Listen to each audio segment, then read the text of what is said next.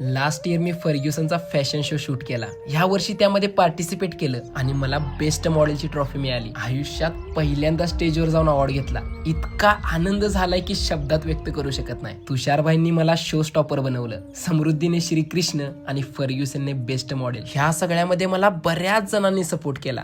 ती सगळी माझीच माणसं. माझा भाऊ माझ्या एका शब्दावर कोल्हापूरमधनं माझं शूट करायला आला. खरं तर मी त्याला बोलवलं कारण माझ्या घरचं कोणतर माझी सक्सेस बघायला इथं असावं. पण एम्फी थिएटर मधल्या आत्ता काय निवांतच्या घोषणांनी तिथे बसलेल्या प्रत्येकाला माझा घरचा बनवला. इतकं प्रेम तुम्ही माझ्यावर करताय, इतकं प्रेम की त्या ट्रॉफीचा आनंद माझ्यापेक्षा जास्त तुम्हालाच होता. तुषारभाईंनी तर मला धोतर नेसवण्यापासून माझा पाय त्यांच्या मांडीवर ठेवून रंगवण्यापर्यंत माझ्यासाठी केले. समृद्धी, स्वानंद, सुयश अशी अजून बरीच नावं ज्यांनी मला श्रीकृष्ण बनवलं, ज्यांनी मला बेस्ट मॉडेल बनवलं. इतक्या दिवसापासून मॅमनी घेतलेली आमची प्रॅक्टिस.